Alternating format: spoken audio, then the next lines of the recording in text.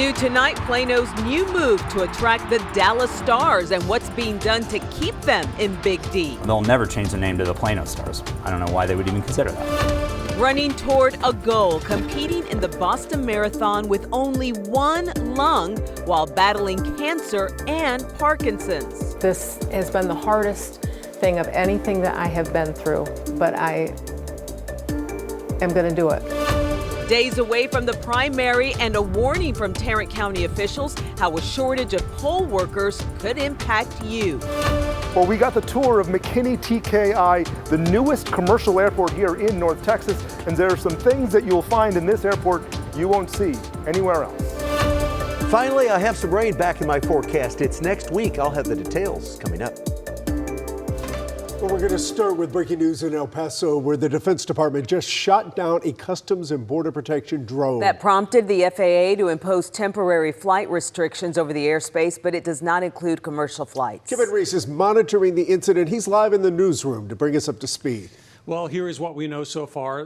Lawmakers are saying that a drone was shot down at the Texaco-Mexico border, but the drone was a Customs and Border Protection drone, and it was the American military that shot it down, and that they used a laser to do it.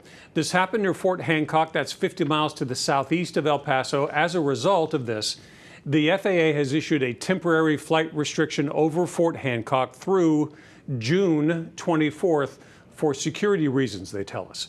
U.S. Representative Rick Larsen and several other top Democrats on the House Transportation and Infrastructure Committee issued this joint statement. We'll read the entire thing. Our heads are exploding over the news that DOD reportedly shot down a Customs and Border Protection drone using a high-risk counter-unmanned aircraft system. We said months ago that the White House's decision to sidestep a bipartisan tri-committee bill to appropriately train counter-unmanned aerial systems operators and address the lack of coordination between the Pentagon, DHS, and the FAA was short-sighted. Now we're seeing the results of that incompetence, they said. Now, this video, the incident with one federal agency shooting down the drone of another federal agency does not affect commercial flights at the moment, but it comes just weeks after this, the FAA abruptly closing airspace over El Paso over Customs and Border Protection using a counter-drone laser system. And that happened near Fort Bliss. But again, as it did 2 weeks ago, the FAA is investigating who was talking to whom and who wasn't.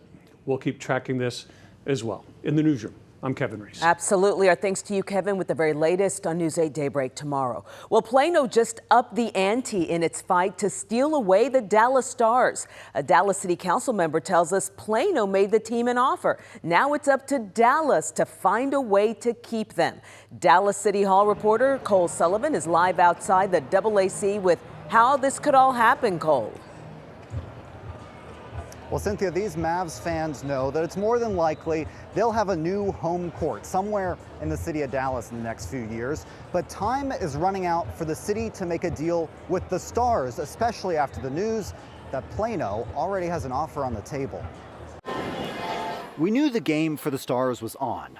Now we know how far along. It's all part of doing business. I mean, the Stars are, they want the best deal for themselves, and I don't blame them for going out and getting it. In an interview for this week's Inside Texas Politics, Dallas Councilman Chad West says Plano is playing the third period. There is a letter of intent that's been presented by Plano to the Stars. He says the Stars haven't signed yet, and Dallas is working on a deal for them to take over the AAC when the Mavs leave. Inside, it's not necessarily set up for a lot of hospitality. Bob Here, a UNT sports management professor, says the AAC will need a money-making makeover to keep the team. The concepts that are in between a luxury suite and a regular seat. In-arena bars with a view of the ice would help, he says. But Plano could be offering owners an entertainment district and housing to sell at the stadium site, which may be the Shops at Willow Bend. That's a really strong investment opportunity that every owner would love to get their hands on. No comment from the team, Plano nor Dallas. The Big D is betting the Mavs and Stars want a big city, not the suburbs. I don't think either one of those amazing teams want to have to look out their window and their skyline is Applebee's. But a deal will make the difference. At the end of the day, they're the Dallas Stars, and we need to do what we can to keep them in Dallas. Word from Plano of an offer on the table now means Dallas has a buzzer to beat. In Dallas, I'm Cole Sullivan. Early voting ends tomorrow, and right now, officials are scrambling to find enough poll workers in Tarrant County. Adriana D'Alba shows us what happens Tuesday if they don't meet their goal.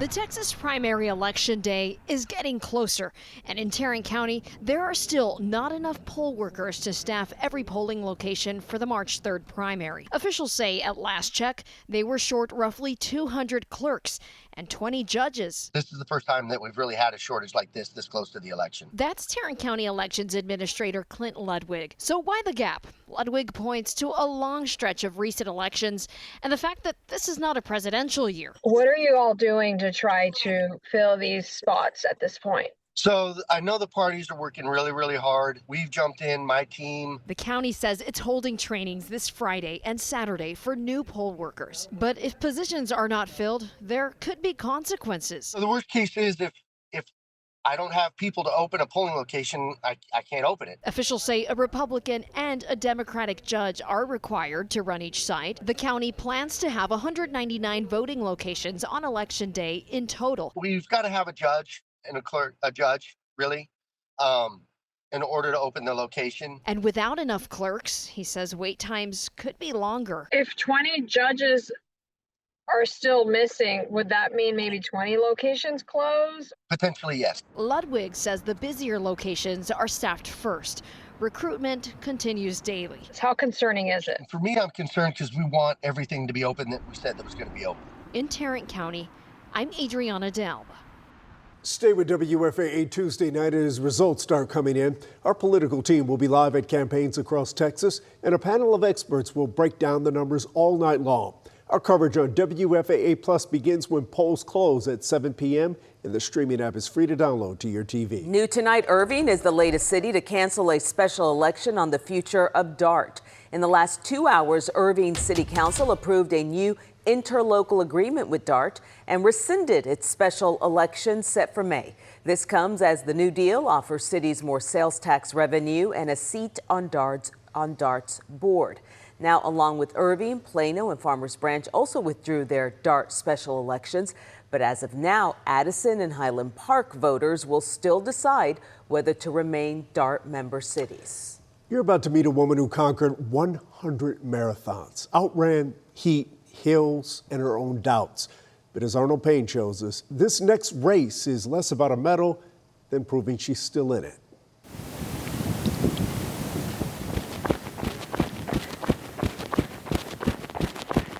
For years, Rhonda Foles ran toward milestones. Joy, happiness. A first marathon. And it was White Rock in 2011. Couldn't believe I did it, but I thought I never wanted to do it again. Now she's running toward something else. Diagnosed with Parkinson's at 34, Rhonda lost her mobility. I literally could barely walk from the couch to the kitchen. Deep brain stimulation gave her motion back. Running restored her joy. Fighting for what feels good is the best thing that you can do for yourself. By 2020, she had completed 100 marathons. Looking back on it all, it's been extraordinary. Started to cry. It was a very emotional day. You did it! You did it! In October of 2024, a routine exam simply meant to check Rhonda's implanted brain stimulator took a sudden and life-altering turn. Doctors had a new discovery. Yes. What was that? Ovarian cancer and lung cancer. I was depressed and anxious about it. Sure. And then I thought, you know, why not try to fight it? But the diagnosis came with devastating progression. I have tumors on my liver and I have one on my sternum. So that means basically that it's gone to the bone. I don't want to die. I just want to, I want to keep running as long as I possibly can.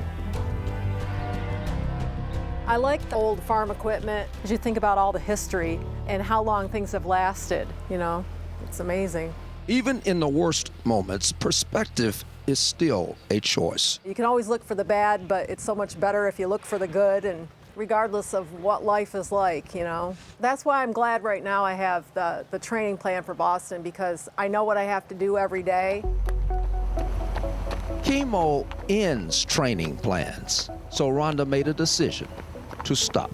I'm not saying I'll give up chemo forever, just for now, because I want to run Boston. She's not chasing a number nor a time. She's simply choosing how to spend in Wyoming her time. I want to do the jump where you jump off the cliffs. Training already comes at a cost, but this time, the cost is different. I had half of my left lung removed in December of 2024. Rhonda will run Boston with one lung. It's tough. The other loss to the cancer battle. This has been the hardest thing of anything that I have been through, but I am going to do it. Marathons measure distance in miles. Illness measures life in moments. Rhonda stopped counting both. I mean, we're all going to go one day, you know. I'm not afraid to die. I just don't want to be in terrible pain. Get this race. Most people believe the hardest part of a marathon is the finish. Rhonda learned it's the start. The moment you decide to go. Never give up. Even knowing the cost. Just keeping the faith, you know, that everything is going to be good. And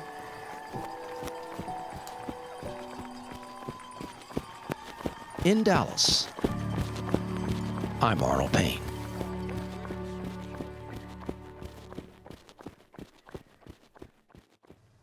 An extraordinary woman, and honestly, that word probably doesn't do her justice.